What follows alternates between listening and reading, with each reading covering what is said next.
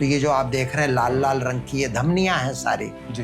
इनमें से कोई एक बड़ी धमनी में अगर क्लॉट आ गया और ब्रेन का एक हिस्सा डैमेज हो गया तो उसकी जो पूर्ति होती है वो आसपास का ब्रेन करता है।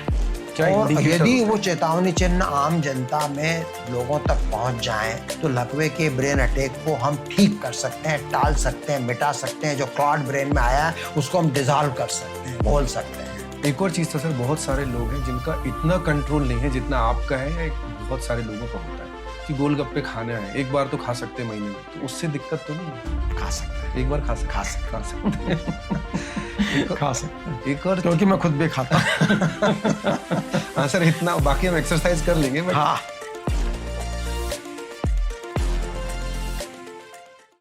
नमस्कार दोस्तों, दी केएसटी शो में आपका स्वागत है।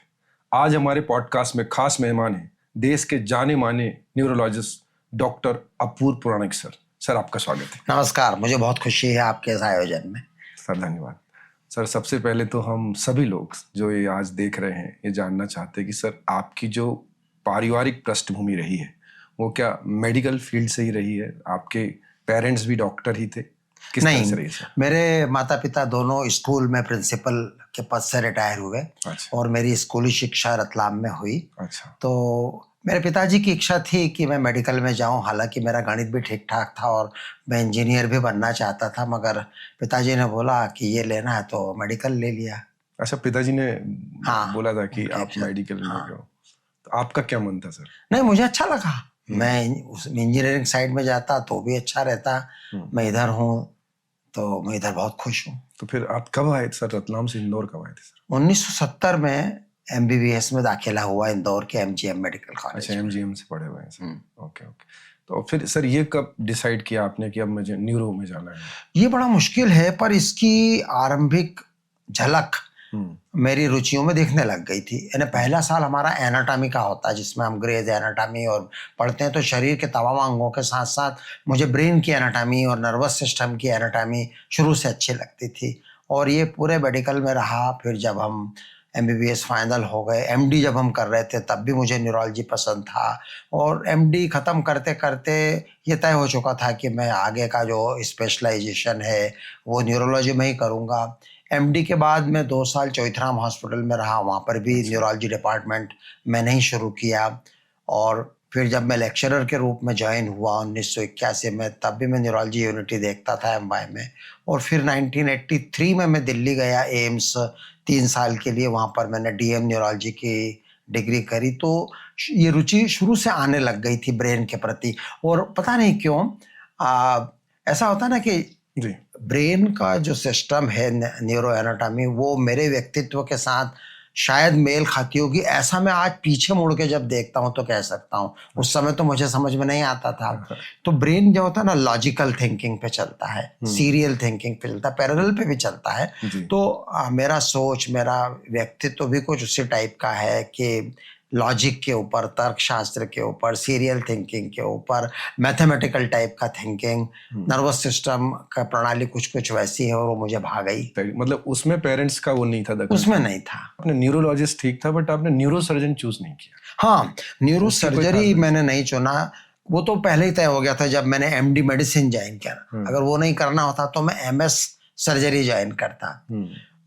मुझे शुरू से क्लियर था कि हाथों का हुनर या कौशल, हाथों की सफाई मेरे अंदर नहीं है। मैं बौद्धिक काम ज़्यादा कर सकता हूँ। मुझे कहते थे कि इसके तो काठ के हाथ हैं। अच्छा। तो क्लमजीनेस जिसको कहते हैं। तो I am not a doer, I am a thinker. तो वो मुझे क्लियर था कि मैं सर्जिकल ब्रांच में नहीं जाऊँगा। और सर आपके परिवार में और कौन कौन डॉक्टर हैं? मेरे पिता और माता टीचर रहे, मेरी बहनें भी टीचर हैं और मेरा बेटा डॉक्टर है। और उसने भी बहुत पहले ही तय कर लिया था। अब वो मुझसे कितना प्रभावित है या उसके अंदर स्वयं उसको आया कि मुझे न्यूरोलॉजी में जाना है, पर हाँ, उसने बहुत आरंभ में ही बता दिया था कि मैं भी न्यूरोलॉजी में करूँगा। और मुझे बड़ा अच्छा लगा था जब उसने एक पत्र में मुझे लिखा था कि आज से इतने साल बाद मैं अपने आप को किस रूप में देखता हूँ। तो यही लिखा था कि मैं न्यूरोलॉजिस्ट रहूँगा और मैं मेरे पापा की हेल्प करूँगा। आपने कभी बोला नहीं था? मैंने नहीं बोला था, उसने खुद होके लिखा था एक पत्र में कि उसने अपनी MBBS बैच के मित्रों में एक बार लिखा था कि आज से 10 साल बाद मैं अपने आप को कहाँ देखता हूँ, तो यही था कि मैं एक न्यूरोलॉजिस्ट रहूँगा और मेरे पापा की हेल्प करूँगा। ये उसने उस समय लिखा था। ये उन्होंने खुद ही डिसाइड किया उन्होंने था। खुद ही डिसाइड किया। और कौन है सर फैमिली में डॉक्टर? इसके बाद मेरी बेटी है, जिसने कि हमें बड़ा गर्वित किया जब नेशनल लेवल पर all India pre PG exam होती है, नीट वगैरह, उसमें she was rank 1, top rank थी। और उसने रेडियो डायग्नोसिस अर्थात रेडियोलॉजी चुना, बॉम्बे से किया। तो रेडियोलॉजी तो जनरल होता है, मगर फिर वो करने के बाद जब वो कनाडा चली गई तो वहाँ पर उसने न्यूरो रेडियोलॉजी चुना। तो कहने को मैं हंसी मजाक में बोलता हूँ कि मेरे अंदर जो जीन है ऑटोसोमल डोमिनेंट, बड़ी डोमिनेंट जीन है न्यूरोलॉजी की, कि बेटा तो न्यूरोलॉजिस्ट बना ही बना, और बेटी जो रेडियोलॉजी में जा रही थी वो भी घूम फिर के न्यूरो रेडियोलॉजी में ही आ गई। तो पूरा परिवार ही मतलब सर हाँ, इसमें। इसी तरह से। और मैम भी, आपकी वाइफ? मेरी वाइफ गायनेकोलॉजिस्ट हैं, मेरी बहू एनेस्थेटिस्ट हैं। और हाँ, अब बहू तो जीन अलग होती है, लेकिन उसने भी एनेस्थीसिया में पेन मेडिसिन चुना, जो कि हमारे न्यूरोलॉजी से रिलेटेड रहता है। मेरे दामाद भी डॉक्टर हैं, बेटी और दामाद कनाडा में। आई थिंक सभी लोग आपसे इंस्पायर हैं सर। अब मैं कह नहीं सकता इंस्पायर कितने हैं, यहाँ पर कुछ न कुछ असर तो पड़ता होगा। सर अभी एक चीज जानना चाहते हैं, न्यूरोलॉजी में क्या क्या आता है सर? आता क्या? बिकॉज अभी हो ये रहा है कि बहुत कुछ लोगों को पता ही नहीं कि इसमें आता क्या क्या है। तो अगर आप सर वो बताएं। न्यूरोलॉजी में ब्रेन की बीमारियां, मस्तिष्क की बीमारियां आती हैं। मस्तिष्क से जुड़ी हुई इंद्रियां अर्थात आंखें, कान, स्वाद, अंततः सारी इंद्रियों की जानकारी ब्रेन में ही पहुंचती है। इंद्रियों की बीमारियां आती हैं। हमारे शरीर में नाड़ियां होती हैं, नर्व्स होती हैं, जो अंगों को चलायमान करती हैं और अंगों से संवेदनाएं लाती हैं। तो नाड़ियों की, नर्व्स की बीमारियां आती हैं। और मांसपेशियां जो अंगों को चलाती हैं, मसल्स की बीमारियां आती हैं। तो प्रमुख न्यूरोलॉजिकल बीमारियों में कॉमन अगर हम संख्या की दृष्टि से देखें तो एक तो है हेडेक और माइग्रेन, दूसरा है मिर्गी या एपिलेप्सी जिसमें दौरे आते हैं, तीसरा है ब्रेन अटैक, लकवा, जिसमें ब्रेन के अंदर ब्लड सप्लाई में रुकावट आने से शरीर में लकवा हो जाता है। इसके बाद आते हैं नाना प्रकार के दर्द, कमर का दर्द, रीढ़ का दर्द, नाड़ियों का दर्द, और बहुत तरह के क्रॉनिक पेन जो होते हैं, दीर्घकालिक दर्द इसमें आते हैं। और फिर आती हैं चोटें, हेड इंजरी, स्पाइनल कॉर्ड की इंजरी, उसके कारण लोगों को जो नुकसान हो जाता है। और फिर आते हैं तरह तरह के इन्फेक्शन, मेनिंजाइटिस, एंसेफेलाइटिस, मस्तिष्क ज्वर इन्फेक्शन जब हो जाते हैं वो कॉमन है। और फिर आते हैं डीजेनरेटिव बीमारियां। ये बड़ा, इसका कोटा भगवान ने नर्वस सिस्टम को जरा ज्यादा ही दिया है। डीजेनरेशन का मतलब होता है जैसे उम्र के साथ हमारी बॉडी क्षय होने लगती, कमजोर होने लगती, एजिंग होता है सीनियर सिटीजन्स के अंदर। लेकिन कुछ न्यूरोलॉजिकल बीमारियां ऐसी होती हैं जिसमें तुलनात्मक रूप से यंग एज में ही नर्वस सिस्टम के कुछ पार्ट जल्दी एजिंग होने लगते हैं। उसकी कोई वजह होती है? तो कुछ जगह तो वजह मिलती हैं, कुछ जगह वजह नहीं मिलती। कुछ वजह जेनेटिक होती हैं, कुछ जगह पे मेटाबॉलिक होती हैं, एनवायरमेंटल होती हैं, वातावरण से होती हैं।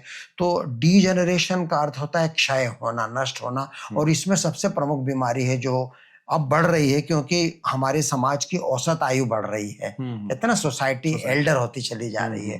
तो एक बीमारी का नाम लोगों ने सुना होगा, अल्जाइमर रोग, डिमेंशिया, बुद्धि क्षय। तो ये भी एक प्रमुख भूलने की बीमारी, मेमोरी और अन्य बौद्धिक क्षमताएं उसके अंदर कम होने लग जाती हैं। न्यूरोलॉजिकल बीमारियां सर जैसे आपने बोला कि बुद्धि खत्म हो जाना, याद न रहना, ये कई बार आम बोलचाल में बोला जाता है, मैंने कहीं की रख दी है, वो मिल नहीं रही है, या कुछ मुझे याद नहीं आ रहा है। क्या ये भी एक कुछ है या ये अलग चीज है? भूलना फिजियोलॉजिकल है, हम सब भूलते हैं। लेकिन वो भूलना कहाँ फिजियोलॉजिकल है और कहाँ पैथोलॉजिकल है, ये निर्णय एक डॉक्टर ही करता है। तो कई व्यक्ति हमारे पास बड़ी चिंता में आते हैं, मेरे को अल्जाइमर रोग तो नहीं हो रहा है। तो हम उनका संक्षिप्त परीक्षण करते हैं और बहुत आसान है, उसको हम डिसाइड कर लेते हैं। या कभी कभी हमको रिपीट परीक्षण करना पड़ता है कि भाई 3 महीने बाद हम एक बार फिर देखेंगे। तो अधिकांश लोगों को तो सांत्वना की जरूरत पड़ती है कि नहीं, इतना भूलना तो नॉर्मल है। अच्छा, ज्यादा उसमें परेशान होने ज्यादा परेशान नहीं। सर अभी आपने बताया न्यूरोलॉजी में क्या क्या आता है, अब अगर आप ये बता दें क्या नहीं आता है? हाँ, तो बहुत सी अवस्थाएं हैं जिनमें कि मरीज गलती से हमारे पास चले आते हैं या गलती से किसी अन्य डॉक्टर के पास चले जाते हैं। हाँ, दोनों तरफ की गलतियां होती हैं। तो जो बीमारियां न्यूरोलॉजी में नहीं आती हैं उसमें एक सबसे बड़ा समूह है मनोरोग का, साइकियाट्री, साइकोलॉजिकल बीमारियां, मानसिक रोग।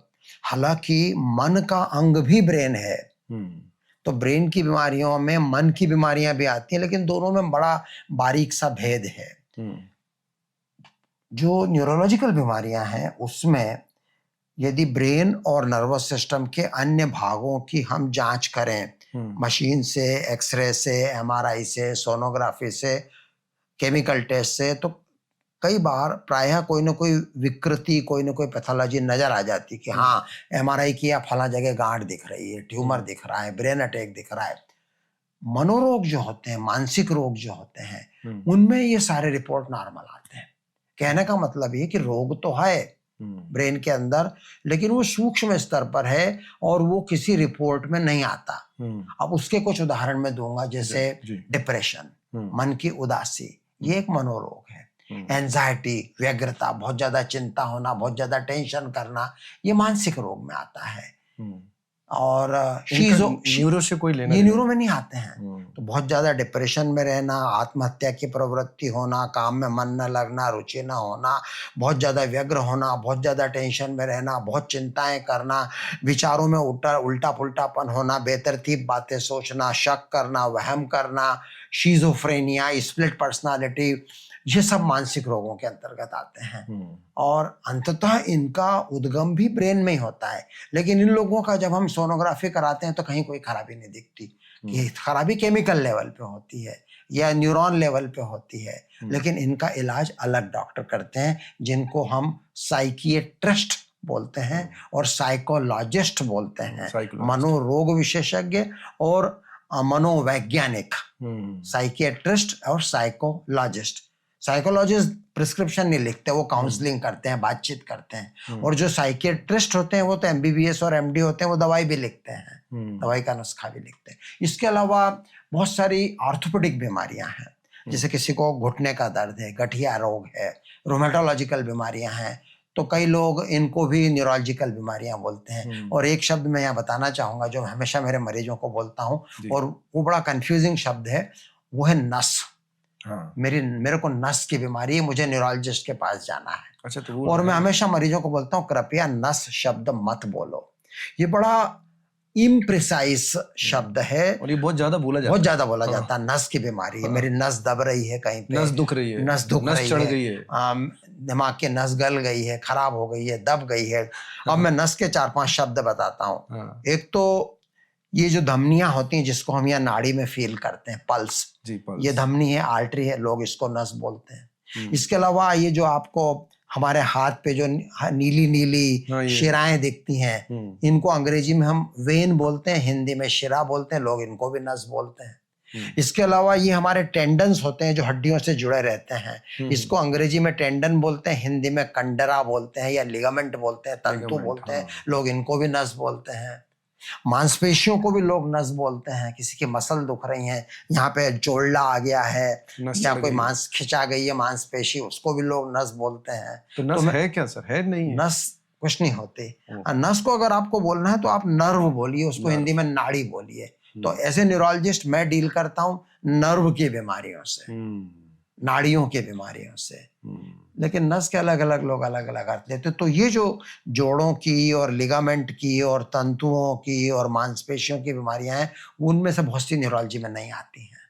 अब सर जिसे बात करते हैं लकवा की, पैरालिसिस किसी एज तक है सीमित? बहुत सारे लोग कई बार बात करते हैं कि इस एज के बाद लकवा आ सकता है, या ये जेनेटिक है या ये किसी को भी आ सकता है, या एक इसके कुछ सिम्टम्स होते हैं? इस पे अगर आप बात कर पाए सर, क्या है ये, होता क्या है लकवा, कितने तरह का होता है, कैसे होता है, क्या इंडिकेटर होते हैं?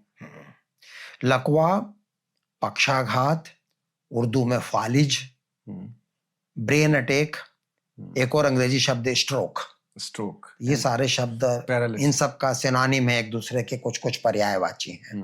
और ये बहुत महत्वपूर्ण है एक न्यूरोलॉजिस्ट के रूप में, किसी भी फिजिशियन के रूप में।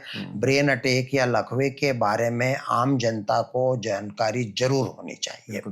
ये चौथा प्रमुख कारण है देश में मृत्यु का।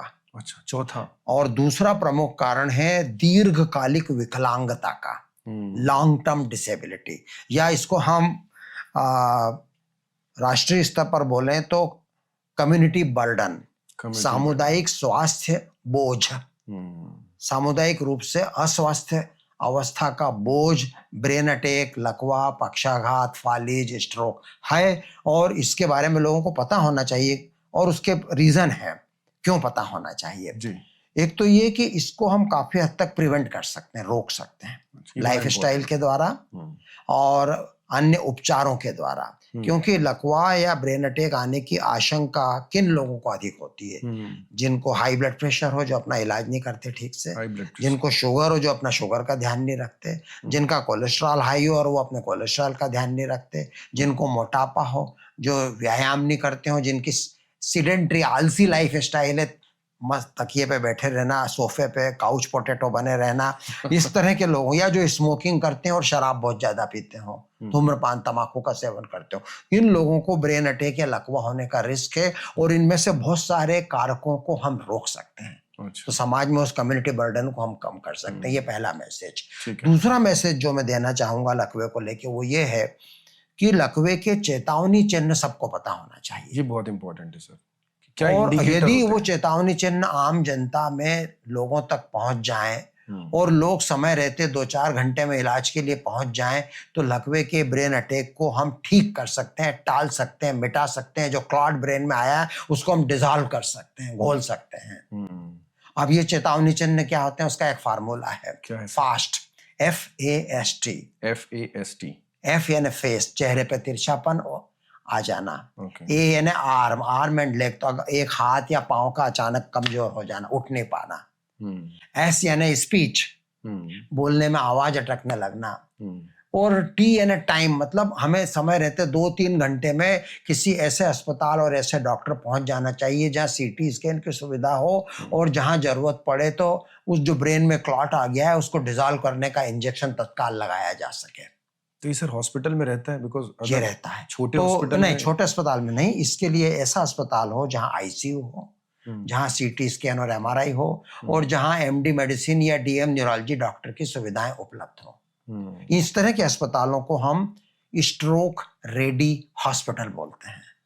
ब्रेन अटैक के लिए ये अस्पताल तैयार हैं 24 घंटे। तो ऐसे हॉस्पिटल हर जगह होते हैं? बहुत है, इंदौर में बहुत सारे, जितने भी बड़े अस्पताल हैं इंदौर के आसपास सब रेडी हैं। और होना तो ये चाहिए कि प्रत्येक जिला केंद्र पर जिला अस्पताल शासन का स्ट्रोक रेडी होना चाहिए। अनफॉर्चुनेटली नहीं है अभी आज की तारीख में, लेकिन होना चाहिए। मतलब तो गवर्नमेंट का फोकस इस पे होना चाहिए। गवर्नमेंट का फोकस होना चाहिए, वो एडवोकेसी के अंतर्गत आता है, उसकी चर्चा मैं करूंगा कुछ देर में। तो मैं ये बता रहा था दूसरा संदेश। पहला संदेश था कि ब्रेन अटैक या लकवा रोका जा सकता है। दूसरा संदेश था ब्रेन अटैक अगर आ ही गया और कुछ घंटों में पहुंच गए तो उसको टाला जा सकता है। और तीसरा संदेश है पुनर्वास। ये क्या होता है? पुनर्वास मतलब रिहेबिलिटेशन। जब एक बार आ गया, पैरालिसिस हो गया, तो अगला प्रश्न उठता है कि वो ठीक कैसे होता है? ठीक कैसे होगा? लोग सोचते हैं कि फला ताकत का इंजेक्शन लग जाएगा, फला बोतल ग्लूकोज के लग जाएगी, वो तो 3-4 घंटे में लगना है तो लग जाएगा। वो टाइम निकल गया, उसके बाद अंदर जो मस्तिष्क में नुकसान आ चुका है वो रहेगा, वो नहीं जाता। लेकिन मरीज सब ठीक होते हैं धीमी गति से।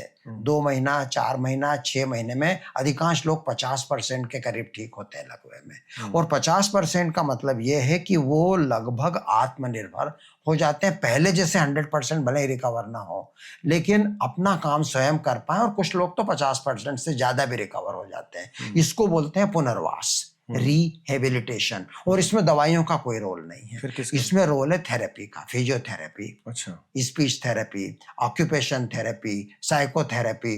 लोग इसको निगलेक्ट करते हैं। लोग भटकते रहते हैं दवाइयों के लिए। मेरे को कोई ताकत का इंजेक्शन दे दे, कोई बढ़िया टैबलेट खिला दे, कोई टॉनिक पीने को दे दे और मेरे को ताकत आ जाए। इसमें लोग पैसा बर्बाद करते हैं, समय बर्बाद करते हैं और मेहनत नहीं करते। ये 3 संदेश में लकवे को लेके देना चाहता था।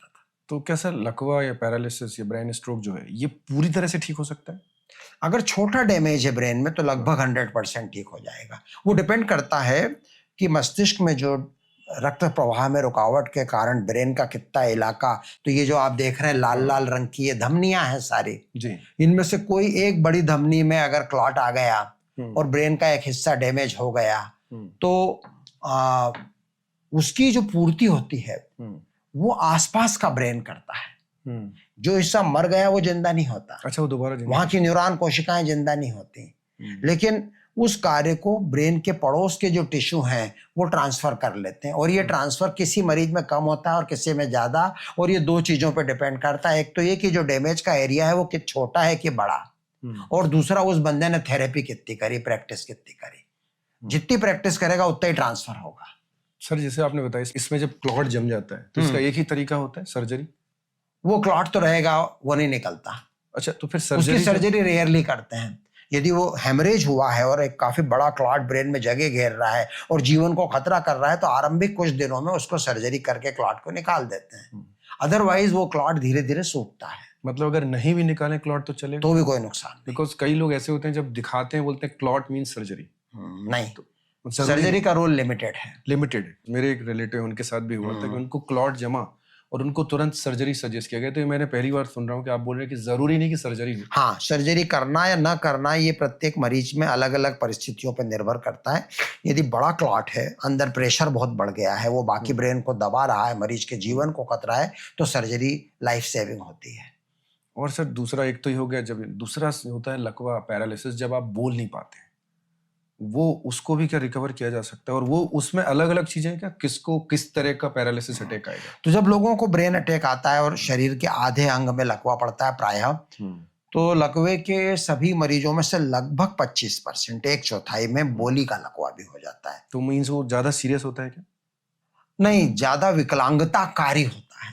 तो एक तरह से लाइफ को डेंजर तो ठीक है, उतना ही है, लेकिन ज्यादा डिसेबलिंग होता है, ज्यादा विकलांगताकारी होता है। क्योंकि हाथ और पांव की कमजोरी के अलावा वो भाषागत क्षमता उनकी प्रभावित होती है, बोलकर अभिव्यक्त करने की क्षमता, और सुनकर समझने की क्षमता, और पढ़कर समझने की क्षमता, और लिखकर अभिव्यक्त करने की क्षमता सभी प्रभावित हो जाती हैं। इस अवस्था को अफेजिया बोलते हैं।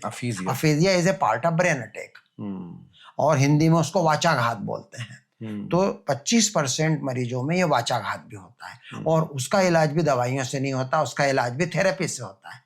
तो जैसे हाथ और पांव की ताकत लाने के लिए फिजियोथेरेपी होती है, भाषागत क्षमता को पुनः प्राप्त करने के लिए स्पीच थेरेपी होती है, वाणी चिकित्सा होती है, जो कि मेरी रिसर्च का प्रिय विषय है। तो इसमें सर वापस कितने %? जैसे वही 50%। 50% डिपेंड करता है कि कितना बड़ा डैमेज था, वही फार्मूला इस पे भी लागू होता है। सर विल पावर का भी रोल होता है? ऑफ कोर्स विल पावर का बहुत रोल होता है, स्पेशली पैरालिसिस टाइप सभी में। तो जब भी नर्वस सिस्टम डैमेज होता है और शरीर में कोई कमियां आती हैं, चाहे ब्रेन अटैक से आए, चाहे हेड इंजरी से आए, चाहे ब्रेन के इन्फेक्शन से आए, किसी भी कारण से नर्वस सिस्टम का काम प्रभावित हुआ है, तो उसकी रिकवरी में थेरेपी और ये जितने भी प्रकार के अभ्यास हैं, यहाँ पर विल पावर बहुत इंपॉर्टेंट है। बहुत इंपॉर्टेंट। सर आपको तो इतना बड़ा एक्सपीरियंस है, 42 ईयर्स, कुछ ऐसे केस हैं सर जिनमें आपको बहुत ही क्रिटिकल थे और ठीक हुए? ऐसे तो बहुत सारे आपको हम जानते हैं, बट अगर ऐसा कोई केस जहाँ पे बहुत ही सेंसिटिव या सीरियस था लेकिन आज वो ठीक है, सर मैं नाम नहीं लेना चाहता, बट ऐसे नहीं, ऐसा तो कोई विशेष उदाहरण तो मैं नहीं देना चाहूंगा, पर यह है कि जो मरीज समय पे आ गए, उदाहरण के लिए एक मरीज 2-3 घंटे में पहुंच गया था, और मेरे बेटे निपुण ने जो कि न्यूरोलॉजिस्ट के साथ साथ एक विशेष इलाज करता है, वो है ब्रेन की एंजियोप्लास्टी। आपने हार्ट अटैक की एंजियोप्लास्टी सुनी होगी? बिल्कुल सुनी। लेकिन बहुत कम न्यूरोलॉजिस्ट हैं, जिनमें मेरा पुत्र भी है, वो ब्रेन में एंजियोप्लास्टी और एंजियोग्राफी करते हैं और ब्रेन का क्लॉट खींच के निकालते हैं। तो ऐसे कुछ मरीज जब मैंने निपुण को भेजे और वो कुछ घंटों में पहुंच गए और उनका क्लॉट निकला और वो रिकवर हुए, तो वो मेरे लिए बहुत संतोष का समय होता है। और सर इसमें जो ब्रेन स्ट्रोक या लकवा, इसमें सर्जरी की भूमिका कितनी होती है? या हाँ, तो एक तो ये जो होता है एंजियोप्लास्टी करना, वो एक प्रकार की सर्जरी है। ये नया है कि एंजियोप्लास्टी? ये पिछले 10-20 सालों में ही आया है। अच्छा। नया है। यहाँ से कैथेटर डाल के ब्रेन तक तार पहुंच जाता है और वहाँ सर्जरी करते हैं। कि आई थिंक इंदौर में हर जगह अवेलेबल नहीं है, या बहुत कम जगह है। बहुत कम। हाँ। आपने यहाँ पर है सर? इंदौर में हमारे सेंटर पे नहीं, लेकिन मेरा बेटा जहाँ जाता है वहाँ पर और भी कुछ डॉक्टर हैं जो अन्य अस्पतालों में। तो आपके बेटे सर, उनका नाम क्या है? डॉक्टर निपुण पुराणिक, अपोलो विजयनगर में। उनसे कब मिल सकते हैं सर अगर किसी को दिखाना हो? मिल जाए, वो अपोलो अस्पताल में भी मिलते हैं, यहाँ पर भी मिलते हैं। अच्छा। तो और अगर पेशेंट कुछ घंटों में पहुंच जाए तो उनके ट्रीटमेंट से कई मरीजों को लाभ हो सकता है। आप सर्जरी का बोल रहे थे सर, कितना जरूरी? सर्जरी का रोल, एक तो मैंने बताया कि अगर बहुत बड़ा क्लॉट जमा है या ट्यूमर है ब्रेन में, तो वहां सर्जरी होती है। कुछ लोगों को हेड इंजरी के बाद खून जमा हो जाता है ब्रेन की सतह पे, उसमें सर्जरी का रोल है। कुछ लोगों को दिमाग तक खून पहुंचाने वाली जो धमनी है वो संकरी हो गई है, उसको चौड़ा करने का ऑपरेशन होता है। कुछ लोगों को ब्रेन की धमनियों में फुग्गे बन जाते हैं छोटे छोटे जो फटते हैं, उनको क्लिप करके या कॉइलिंग करके वो ऑपरेशन होता है। कुछ लोगों को रीढ़ की हड्डी के अंदर जो स्पाइनल कॉर्ड होती है जो हमारे चारों हाथ पांव तक संदेश पहुंचाती है ब्रेन के, अगर उस पर कोई दबाव पड़ रहा है तो उसको रीढ़ की हड्डी को खोल के उस दबाव को हटाने में सर्जरी का रोल है। तो न्यूरो सर्जरी अपने आप में एक बहुत महत्वपूर्ण शाखा है न्यूरोलॉजी की, जिसमें कि हम चोट के बाद या ट्यूमर के कारण या कोई दबाव पड़ रहा है, हड्डी खिसक गई है, इन चीजों के द्वारा ठीक करते हैं। सर न्यूरो और स्पाइन पर लिंक है एक दूसरे से? स्पाइन, हाँ, क्योंकि स्पाइनल कॉर्ड में हमारे नर्वस सिस्टम का एक महत्वपूर्ण भाग जिसको स्पाइनल कॉर्ड बोलते हैं, स्पाइनल कॉर्ड, तो ब्रेन से निकलती है वो स्पाइनल कॉर्ड ठेठ नीचे तक जाती है। हिंदी में उसको मेरु रज्जू बोलते हैं। और उस स्पाइनल कॉर्ड से छोटी छोटी नाड़ियां निकलती हैं जो दोनों भुजाओं को और पैरों को कंट्रोल करती हैं। तो स्पाइन की बीमारियां भी नर्वस सिस्टम का पार्ट है। हालांकि स्पाइन की बीमारियों का इलाज सर्जन भी करते हैं और स्पाइन सर्जन या ऑर्थोपेडिक सर्जन भी करते हैं, और अगर सर्जरी का रोल नहीं है तो हम न्यूरोलॉजिस्ट लोग भी करते हैं। तो ये स्पाइन कैसे डिफाइन होगा कि मुझे स्पाइन? ये प्रायः इमेजिंग या एमआरआई के बाद डिसाइड होता है। अच्छा, मतलब एमआरआई का पता चलेगा कि मुझे न्यूरोलॉजिस्ट के पास जाना है या कि सर्जन के पास जाना है। सर लाइफ स्टाइल का कितना बड़ा रोल है, चाहे पैरालिसिस हो या कोई भी तरह की इस तरह की जो बीमारियां हैं, लाइफ स्टाइल का कितना बड़ा रोल है उसमें? मैं एक चीज और ऐड करना चाहता हूँ। कई बार लोग बोल देते हैं ऐसा ऐसा रहो, टेंशन मत लो, स्ट्रेस मत लो, बट वो प्रैक्टिकली पॉसिबल नहीं है। अभी आपने बोला लॉजिकल थिंकिंग होती है, बिकॉज जो जॉब कर रहे हैं वो माने ना माने, मतलब वो चाहता नहीं है बट उसको स्ट्रेस आ जाता है। बिजनेस कर रहा है उसको स्ट्रेस आ जाता है। तो स्ट्रेस तो रहेगा, लेकिन क्या है लाइफ स्टाइल में जो कंट्रोल कर सकता है जिससे वो बच जाए इन चीजों से? जिस व्यक्ति को स्ट्रेस नहीं है वो जीवन में प्रगति नहीं करता। बिल्कुल सर, बिल्कुल सही है। तो अगर कुछ अचीव करना है तो थोड़े स्ट्रेस तो रखते हैं। अब वो उसकी फिजियोलॉजिकल सीमा कहाँ खत्म होती है और पैथोलॉजिकल कहाँ होती है, वो हर इंसान की अलग अलग होती है। उसके व्यक्तित्व पर निर्भर करती है, उसके जीवन की परिस्थितियों पर निर्भर करती है। तो जब स्ट्रेस और तनाव बहुत ज्यादा हो जाता है उसके स्वास्थ्य के ऊपर गंभीर दुष्परिणाम आते हैं, और उनको कम करने के लिए, कंट्रोल करने के लिए अनेक उपाय हैं।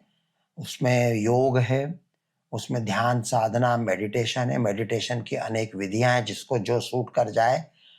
कुछ लोगों के लिए कर्मयोगी है, अगर वो काम कर रहे हैं और उसी में उनको खुशी मिल रही है, तो मेरे लिए तो वही चीज है। मैं किसी ध्यान या साधना या मेडिटेशन पे नहीं जाता। योग मैंने कभी कभी किया है पर मुझे व्यक्तिगत रूप से उसकी संभाव बहुत ज्यादा आवश्यकता महसूस नहीं हुई। मैं मानता हूँ कि वो अच्छी चीज है, मैं मानता हूँ कि हजारों लोगों को उससे लाभ होता है और लोगों को करना चाहिए, पर यदि मैं मेरे कामों से खुश हूँ, मेरे लक्ष्यों से खुश हूँ, कर्मों से, तो मेरे लिए तनाव कम करने का वो एक प्रमुख कारण है। लेकिन लाइफ स्टाइल में और भी चीजें आती हैं तनाव के अलावा। एक तो होता है जीवन की नियमितता।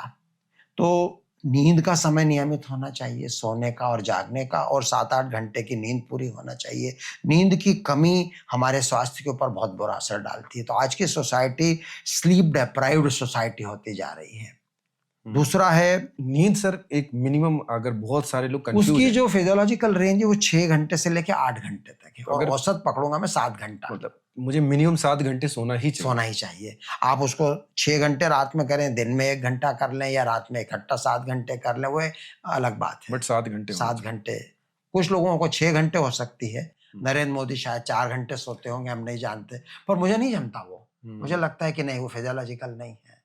तो कम से कम 6 घंटे, 7 घंटे, 8 घंटे, कुछ लोगों को 8 घंटे आती, कोई बात नहीं, नथिंग रॉन्ग इन दैट। एक तो नींद हुआ। दूसरा है भोजन। हमारे भारतीयों के भोजन में एक तो कार्बोहाइड्रेट का परसेंटेज ज्यादा है, वो थोड़ा कम होना चाहिए। प्रोटीन का परसेंटेज थोड़ा ज्यादा होना चाहिए। फैट, और खासतौर से जो खराब वाले फैट होते हैं, घी वाले और डालडा टाइप के वनस्पति घी, वो कम होने चाहिए। तेल, वेजिटेबल वेल तेल थोड़े हो सकते हैं। हरी सब्जियां और फ्रूट्स ज्यादा होने चाहिए। मिलेट या अन्य अनाज जो होते हैं उनका महत्व आजकल पहचाना जा रहा है। तो फ्रूट्स एंड वेजिटेबल्स और सलाद, थोड़े बहुत मिल्क प्रोडक्ट। अगर आप वेगन हैं तो आप सोयाबीन और दूसरे ले सकते हैं। तो वीगन होना अच्छी चीज है, मगर जरूरी नहीं है वीगन होना, जरूरी नहीं। लेकिन ओवरऑल मैं कहूंगा कि वेजिटेरियन फूड को मैं, एक तो मेरी अपब्रिंगिंग और मेरी कल्चरल संस्कृति वैसी है, लेकिन अगर नॉनवेज भी लेना है तो उसमें फिश और चिकन तक ठीक है, अंडे का वाइट तक ठीक है। रेड मीट को हम लोग कम पसंद करते हैं हेल्थ की दृष्टि से। है ना, वो सीमित मात्रा में होना चाहिए। पश्चिमी देशों में एक डाइट है जिसको मेडिटेरेनियन डाइट बोलते हैं। ये क्या होती है सर? मेडिटेरेनियन मतलब भूमध्य सागर के आसपास का इलाका, मतलब जिसमें यूनान या ग्रीस और तुर्की और इटली और ये जो देश है, लेबनान, ये देश आते हैं। और वहाँ का जो डाइट है उसमें सी फूड है और fruits and vegetables and salads बहुत हैं, सीरियल्स हैं पर्याप्त मात्रा में, लेकिन मीट कम है। तो फिश है लेकिन मीट कम है। तो उस तरह के फूड को अच्छा माना जाता है। तो खाने में घी तेल कम हो, फैट कम हो, कार्बोहाइड्रेट कम हो और प्रोटीन पर्याप्त मात्रा में हो, फाइबर काफ़ी होना चाहिए।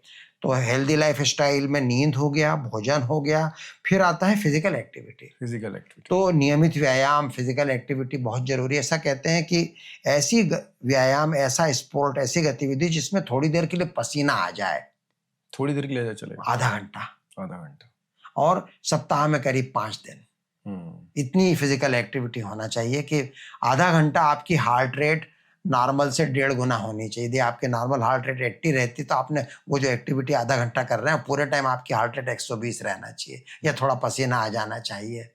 इतनी एक्टिविटी आप सप्ताह में 5 दिन करें। तो फिजिकल एक्टिविटी, डाइट, नींद, नियमित लाइफ स्टाइल और ये जो दुर्व्यसन है इनसे दूर रहना। तो तम्बाकू का किसी भी रूप में सेवन, मैं तो शराब को भी बोलूंगा कि उसका भी सेवन न्यूनतम मात्रा में भी हो तो भी वो हानिकारक है। अच्छा, हालांकि लोग बोलते हैं थोड़ा बहुत, हाँ, कुछ लोग कहते हैं कि एक लिमिटेड मात्रा में ड्रिंक करो, तो मैं उसको एकदम काउंटर तो नहीं करूंगा, मगर मैं अगेन वहां पर मेरी पर्सनल बायस आ जाती है क्योंकि मुझे पसंद नहीं है। तो मैं तो ये बोलूंगा कि नहीं, और इसके ऊपर है एविडेंस है कि शराब की न्यून मात्रा भी अच्छी नहीं होती स्वास्थ्य के लिए, कम से कम उसका कोई लाभ नहीं है। कुछ लोग तो इसलिए ड्रिंक करते, बोले नहीं वो बोला जाता है हाँ कि उससे थोड़ा फायदा होगा। नहीं, वो गलत है, गलत है, वो गलत है। हाँ ठीक है, अगर आप लिमिट में ले रहे हैं तो आपको शायद ज्यादा नुकसान ना हो, बट नुकसान तो है, नुकसान थोड़ा तो है। तो दुर्व्यसनों से दूर रहना ये लाइफ स्टाइल में आता है। और टेंशन वाली बात हो गई। और लाइफ स्टाइल में आता है अच्छी सोहबत।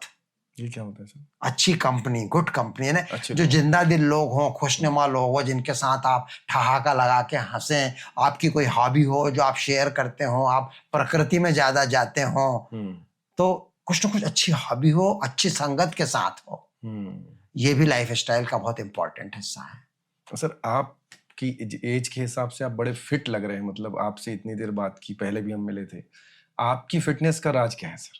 कुछ तो ये ईश्वर की देन होती है जी। हमें कोई मुगालता या घमंड नहीं होना चाहिए कि मैं जिम्मेदार हूं मेरी अच्छी हेल्थ के लिए। जी सर। तो ये अपनी डेस्टिनी है, ईश्वर की देन है, माता पिता से प्राप्त जीन्स हैं, संस्कार हैं। तो माता पिता से हमको जीन्स भी मिलती हैं और संस्कार भी मिलते हैं, दोनों चीजें मिलती हैं, जेनेटिक और एपिजेनेटिक दोनों चीजें मिलती हैं। और यही सारी चीजें जो मैंने बोली कि मैं किसी प्रकार के दुर्व्यसन में नहीं हूँ, मैं जहाँ तक संभव हो हेल्दी फूड लेता हूँ। हालांकि मुझे शौक है अनहेल्दी फूड खाने का, या सर हफ्ते में एक आध बार खा सकते हैं बाहर? हाँ, नहीं, सीमित मात्रा में, बहुत सीमित मात्रा में। मेरी पत्नी मेरे ऊपर कठोर नियंत्रण रखती हैं, मेरे बेटा बहू बहुत कॉन्शियस हैं। तो एक परिवार में जो वातावरण है उससे फर्क पड़ता है कि यदि आपके फैमिली के मेंबर नहीं खा रहे और आप खा रहे हो तो आपको अपने ऊपर रोक लगाना पड़ती है। और मैं नियमित व्यायाम करता हूँ, जिम है हमारे घर पे बना हुआ, हमारा एक इंस्ट्रक्टर आता है सप्ताह में 5 दिन, मैं 10,000 स्टेप प्रतिदिन कम से कम पूरे कर लेता हूँ वॉकिंग के अंतर्गत।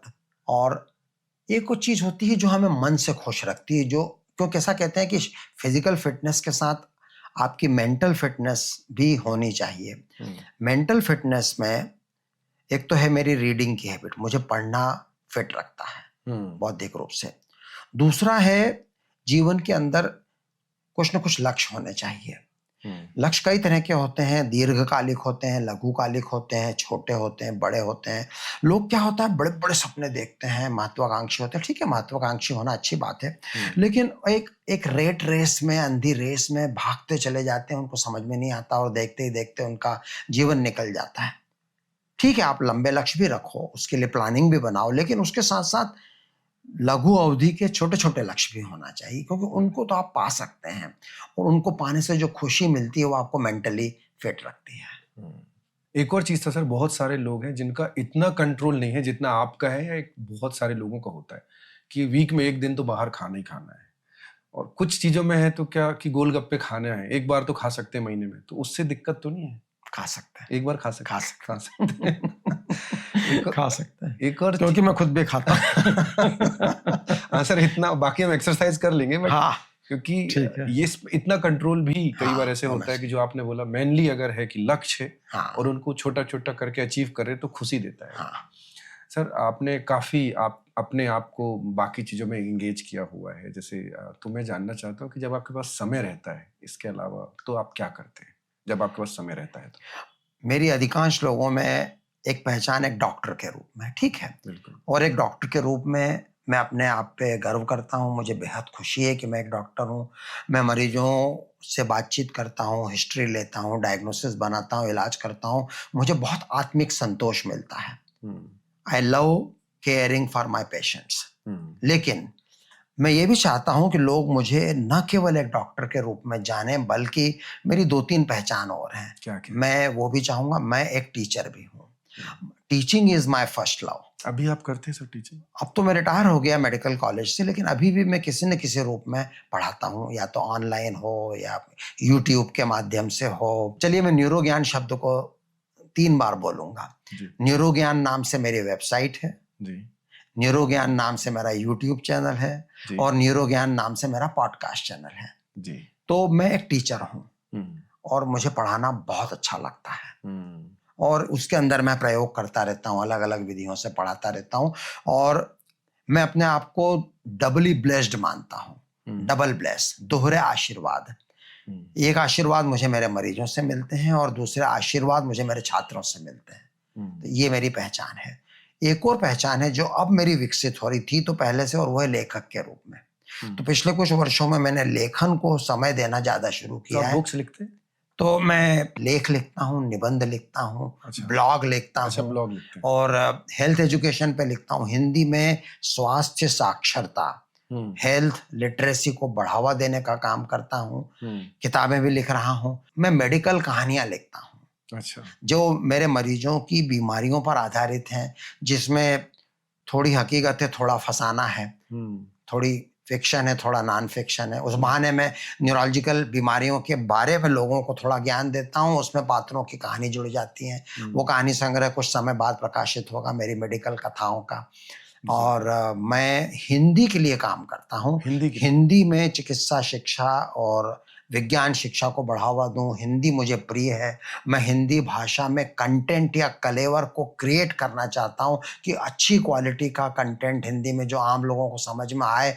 वो मेरे जीवन के प्रमुख मिशंस में से एक है। अमेजिंग सर, ये तो पहली बार सुन रहा हूँ मैं, मतलब स्पेशली हाँ, फ्रॉम डॉक्टर। तो एक लेखक के रूप में मैं हिंदी भाषा को समृद्ध बनाना चाहता हूँ, मेरे विषय के अंदर, न्यूरोलॉजी में भी और विज्ञान के अन्य खास वजह सर कुछ ऐसा हुआ था जब आपने सोचा कि मुझे हिंदी को हिंदी मुझे शुरू से बचपन से प्रिय है, बिकॉज ये बहुत बड़ा हेल्प होगा सोसाइटी के लिए। हाँ। बहुत सारे तो मध्य प्रदेश शासन ने जब हिंदी में चिकित्सा शिक्षा देने की शुरुआत की, उस सलाहकार समिति का मैं सदस्य हूँ, तो मैं उस काम से जुड़ा हुआ हूँ। तो ये मेरा लेखक वाली भूमिका हुई। एक तीसरी भूमिका है मेरी रिसर्च की। तो शोध करता हूँ। मैंने बहुत ज़्यादा शोध तो नहीं करी है। मेरे रिसर्च प्रकाशन जिसको बोलते हैं कि नंबर ऑफ पब्लिकेशन आपके कितने हैं, बहुत ज़्यादा नहीं है, ठीक ठाक हैं। और उसमें मैं संक्षेप में बताऊंगा कि मेरा रिसर्च का एरिया है वही अफेजिया या वाचाघात, जिस पे भी हमने कुछ मिनट पहले चर्चा की थी। वो मेरा रिसर्च का एरिया है। उसके विस्तार में मैं नहीं जाऊंगा। और एक आखिरी भूमिका मैं और बोलना चाहूंगा, वो है एडवोकेट की। एडवोकेट मतलब वकील नहीं। कौन सा एडवोकेट मतलब पैरवीकार।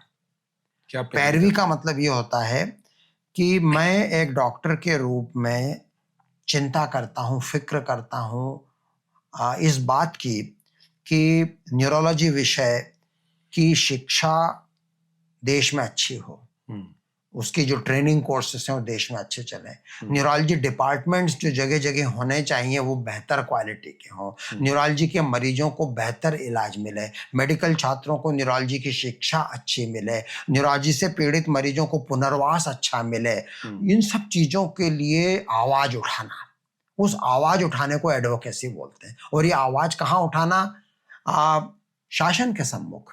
तो आप उठा चाहे वो केंद्रीय स्तर पर हो, चाहे वो राज्य स्तर पे हो, चाहे वो जिला स्तर पे हो, चाहे वो स्थानीय अस्पताल के सुपरिंटेंडेंट के लेवल पे हो, वो आवाज उठाने के काम को एडवोकेसी बोलते हैं। और लोगों को एडवोकेट बनाना, एडवोकेट बनने के लिए जागरूक करना, ये काम मैं करता हूँ। तो अभी मुझे बड़ी खुशी ये बताते हुए जी। कि भारत सरकार का पहले एक प्लानिंग कमीशन योजना आयोग हुआ करता था, बाद में नरेंद्र मोदी जी ने उसकी जगह नीति आयोग बनाया। और उस नीति आयोग ने कुछ माह पहले ये निर्णय लिया कि यदि भारत को आने वाले वर्षों पर एक ज्ञान आधारित अर्थव्यवस्था, नॉलेज बेस्ड इकोनॉमी बनना है अमृतकाल में, तो देश के लोगों का ब्रेन हेल्थ अच्छा होना चाहिए, मानसिक ब्रेन मस्तिष्क स्वास्थ्य अच्छा होना चाहिए। इसको लेके नीति आयोग ने एक नेशनल टास्क फोर्स बनाया है, राष्ट्रीय कार्य दल, अभी 2-4 महीने पहले। अच्छा, उसमें आप भी हैं? तो उसमें मैं नहीं हूं, उसके जो चेयरपर्सन हैं वो दिल्ली में मेरे एक मित्र हैं, न्यूरोलॉजिस्ट डॉक्टर राजेंद्र धमीजा, वो हैं। तो नीति आयोग ने मुझे पिछले हफ्ते आमंत्रित किया, ऑनलाइन मीटिंग, एक राउंड टेबल मीटिंग थी नीति आयोग की, मैंने इंदौर से बोला, और उसमें उन्होंने मेरे सुझाव मंगाए कि यदि हमारा ये जो कार्य दल है ये देश के नागरिकों के ब्रेन हेल्थ को इम्प्रूव करने के लिए कौन कौन सी कार्य योजनाएं बना सकता है, और उसमें एक एडवोकेट के रूप में आप क्या क्या चाहेंगे, उस पर मैंने बोला उसकी लिंक भी मैं शेयर करना चाहूंगा मेरे उस वक्तव्य की। Please sir. तो ये एक एडवोकेट हर डॉक्टर को होना चाहिए अपने मरीजों के हितों के लिए। और इसको लेके एक और बड़ा महत्वपूर्ण काम है जो मैंने सुझाव दिया राष्ट्रीय नीति आयोग को। क्या सर? वो ये था कि एक तो हमको हेल्थ लिटरेसी के लिए हिंदी में और भारतीय भाषाओं में ढेर सारी मात्रा में कंटेंट बनाना है, और उसको अबंडेंटली मात्रा में मुद्रित करके जगह जगह प्रसारित करना है। मीडिया की भाषा में एक फ्रेज आता है, सेचुरेशन लेवल कवरेज, कि आप संतृप्त कर दो, भर दो, सेचुरेशन लेवल कवरेज कर दो। तो हमको ब्रेन हेल्थ के जो मैसेजेस हैं उनको भारतीय भाषाओं में सेचुरेशन के लेवल तक पहुंचाना, ये एडवोकेसी का काम है, वो कंटेंट बनाना। दूसरी चीज जो मैंने बोली वो है पेशेंट सपोर्ट ग्रुप। ये क्या है सर? मरीज सहायता समूह।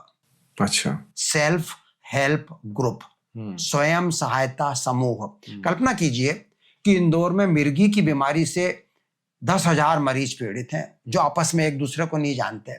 कोई 1,000 मेरे पास आते हैं, कोई 1,000 किसी अन्य डॉक्टर के पास जाते हैं। इन 10,000 में से अगर 100-500 लोग मिलकर एक संगठन बनाए कि हम सब लोग मिर्गी से पीड़ित हैं और हमारा एक एसोसिएशन है, और हम लोग महीने में एक बार, 3 महीने में एक बार मीटिंग करते हैं, आपस में मित्रता बढ़ाते हैं, अपने सुख दुख का साझा करते हैं। अच्छा तुम्हारा ये इलाज चल रहा है, अच्छा तुमको इतनी तकलीफ है फिर भी तुम इतनी हिम्मत से जॉब कर रहे हो, काम कर रहे हो, अच्छा तुमको लकवा था, लकवा संगठन बन गया लोगों का। तो अलग अलग बीमारियों को, पार्किंसन का संगठन, डिमेंशिया का संगठन, तो विभिन्न बीमारियों से पीड़ित मरीजों के एसोसिएशन बनाना है। ये बात मैंने नीति आयोग को बोली। मैंने कहा कि आपका जो ministry of social welfare and empowerment है, उसमें आपने एक उप शाखा है जो विकलांगजनों के पुनर्वास के लिए काम करती है, वो department plus government of India का एक और डिपार्टमेंट है जिसको बोलते हैं मिनिस्ट्री ऑफ कोऑपरेटिव, सहकारिता मंत्रालय। ये दोनों मिल के हाथ बटाएं, और सहकारिता मंत्रालय कोऑपरेटिव सोसाइटीज को जो फायदे देता है वो फायदे आप इन मरीज संगठनों को दीजिए। ये सुझाव मैंने नीति आयोग को दिया कि देश भर के नगर नगर में विभिन्न न्यूरोलॉजिकल बीमारियों को लेकर संगठन बनने को प्रोत्साहित करने का काम सरकार को करना है, और उस काम में हम न्यूरोलॉजिस्ट आपकी मदद करेंगे मरीजों को प्रोत्साहित करने के लिए। यदि मरीजों के संगठन बने तो वो आपस में अपने दुख दर्द का साझा करेंगे और अपने हितों की पैरवी के लिए आवाज उठाएंगे। मिर्गी के मरीजों को 10 तरह की दवाइयां मिलना चाहिए, गवर्नमेंट अस्पताल में नहीं मिलती, बेचारों को बाहर से खरीदना पड़ती है। तो अगर ये मिल के आवाज उठाएंगे तो बजट स्वीकृत होगा गवर्नमेंट के द्वारा। इसको एडवोकेसी बोलते हैं। वो आप कर रहे हैं? वो मैं कर रहा हूं। तो अगर ऐसे कोई लोग हैं जिनको किसी भी तरह की जरूरत है तो आपसे मिल भी सकते हैं? मैं चाहूंगा कि लोग संगठन बनाएं, मैं उनको गाइड करना चाहता हूं, मैं उनको मार्गदर्शन देना चाहता हूं, लेकिन लीडरशिप तो उन्हीं में से निकलना पड़ेगी, मरीजों में से। ये बड़ा दुख होता है मुझे देख के कि जितनी सफलता मिलना चाहिए थी मुझे इस एडवोकेसी में कम मिली है। न जाने क्यों मैं अपने देश के मरीजों को, विभिन्न बीमारियों से पीड़ित मरीजों को प्रेरित करने में उतना सफल नहीं हो पाया हूं जितना मैं चाहता था। मैं पीछे पड़ा हूं लोगों के। थोड़ी बहुत सफलता मिली है, मिलेगी सर। हाँ, इंदौर में एक अटेक्सिया नाम की रेयर बीमारी है, उसको लेके बहुत अच्छा संगठन है। ये क्या है सर? अटेक्सिया में शरीर में असंतुलन हो जाता है। लेकिन वो क्यों सफल है वो संगठन? क्योंकि उसको लीड करने का नेतृत्व तो मरीज में से निकल के आया है। एक लेडी है स्वस्ति वाघ, उसको खुद को ये बीमारी है और वो काम करती है। मुझे उसके साथ काम करके खुशी होती है। हम और मरीजों को इकट्ठा करते हैं, समय समय पे हम मीटिंग करते हैं उन लोगों के लिए, हम उनके लिए फिजियोथेरेपी के कैंप लगाते हैं, हम उनके लिए डॉक्टरों के लेक्चर आयोजित करते हैं। तो इस तरह की एडवोकेसी को हमें बढ़ावा देने की जरूरत है, ताकि लोगों के मन में स्वास्थ्य, खुद के स्वास्थ्य के प्रति जागरूकता हो, और ये जागरूकता डॉक्टरों के मन में भी होना चाहिए, ताकि वो अपने मरीजों को उस दिशा में प्रवृत्त कर सके। बिल्कुल सर, ये हम करना चाहते हैं। नहीं सर, ये जो आपने हिंदी वाला भी बोला, ये बहुत ही इंपॉर्टेंट है कि ज़्यादा से ज़्यादा लोगों को इससे फ़ायदा होगा, बिकॉज कई बार लैंग्वेज प्रॉब्लम भी एक बैरियर है। दूसरा जो आपने बोला, ये संगठन बनाना चाहिए, इससे आई थिंक सबसे बड़ा फायदा होगा। जो आपने बोला कि अगर 3 लोगों को बीमारी और एक बोल रहा है मैं इस बीमारी के साथ भी आगे बढ़ रहा हूँ, तो उसको विल पावर, बाकी लोगों को प्रेरणा मिलती है, इंस्पायर कर पाएंगे। इसलिए आप ये बनाना चाहते हैं। इसमें जो हमारा भी सहयोग होगा सर, हम जरूर करेंगे और जरूर आई थिंक ये आपका काम पूरा होगा। सर एक और चीज जाननी थी कि जब 1970 में आपने अपना एजुकेशन शुरू किया, तब मेडिकल का जो पैटर्न था और आज का जो मेडिकल का पैटर्न है स्टडी का, वो कितना डिफरेंट है? और इंटरनेट और एआई के आने के बाद क्या ये इजी हुआ है?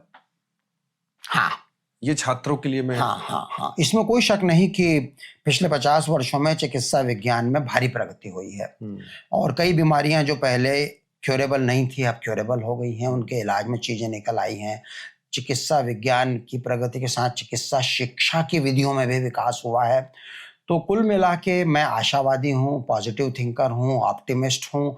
तो मेडिकल एजुकेशन और मेडिकल सर्विसेज बेहतर हुई हैं। अब ये अलग बात है कि पब्लिक सेक्टर में, शासकीय स्तर में जैसी होना चाहिए उसमें कमियां हैं, उसके विस्तार में मैं नहीं जाऊंगा। तो मेडिकल के परिदृश्य में चेंज हुआ है। उसका निगेटिव पॉइंट क्या हुआ है? पॉजिटिव पॉइंट तो मैंने बोला, उसका निगेटिव पॉइंट ये हुआ है कि डॉक्टर लोग टेक्नोलॉजी पे ज्यादा निर्भर होते चले जा रहे हैं और उनकी जो ह्यूमन स्किल है, मानवीय स्किल है, क्लिनिकल स्किल है, वो कुछ हद तक कम होती जा रही है। एक ये निगेटिव पॉइंट है। और एक और निगेटिव पॉइंट है कि आई डोंट नो कितना सही है कि कमर्शियल एंगल बढ़ता जा रहा है। तो पहले के डॉक्टर्स सब दूध के धुले थे या सब सच्चरित्र थे, ऐसा जरूरी नहीं है। और आज के डॉक्टर सब बेईमान है और लूटखोर है और लालची हैं, ऐसा भी जरूरी नहीं है। लेकिन हाँ, लोगों को ये परसेप्शन है और हमें भी लगता है कि एक तो उनकी जो ह्यूमन टच वाली चीज़ है वो टेक्नोलॉजी के कारण कुछ कम हुई है। स्पेशलाइजेशन बहुत ज़्यादा हो गया, उसके फ़ायदे भी हैं, उसके नुकसान भी हैं। और तीसरा, इलाज महंगा होता चला जा रहा है, उसमें भी डॉक्टर हमेशा जिम्मेदार नहीं होते, उसके पीछे व्यवस्था जिम्मेदार है, टेक्नोलॉजी जिम्मेदार है। तो ये कुछ परिवर्तन इन 50 सालों में है। उसके अच्छे पहलू भी हैं, बुरे पहलू भी हैं।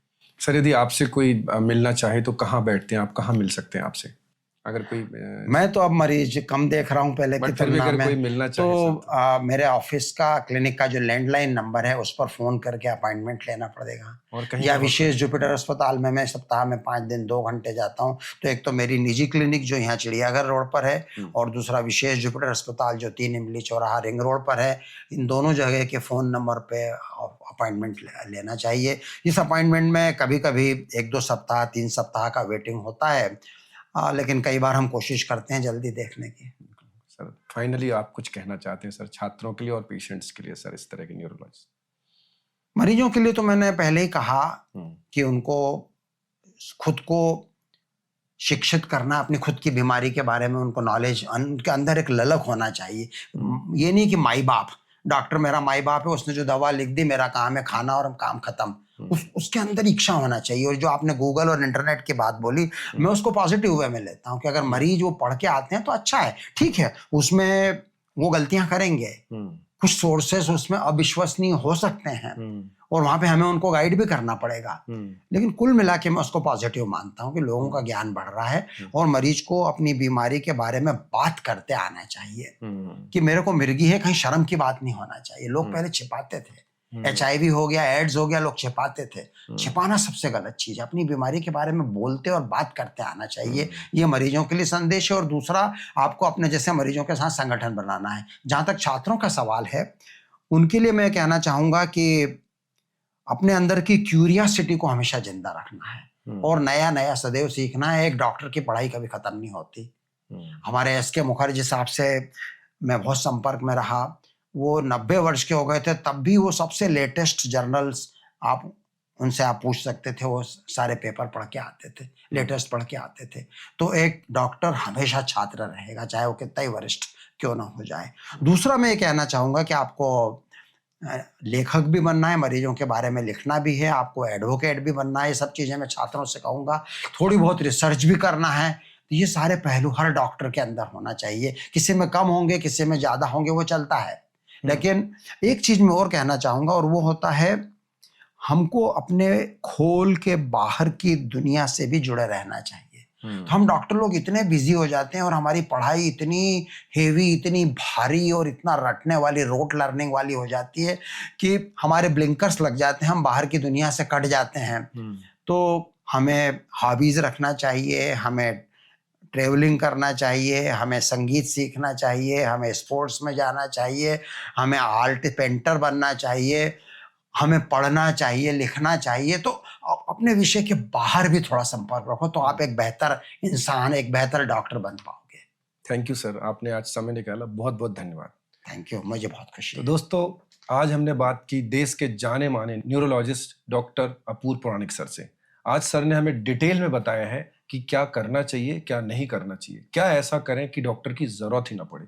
आप इन बातों का ध्यान रखिए तो आपको भी डॉक्टर की जरूरत ही नहीं पड़ेगी, और अगर पड़ भी गई तो उसके बाद का भी ध्यान रखिए तो आप वापस स्वस्थ हो जाएंगे। बहुत बहुत धन्यवाद।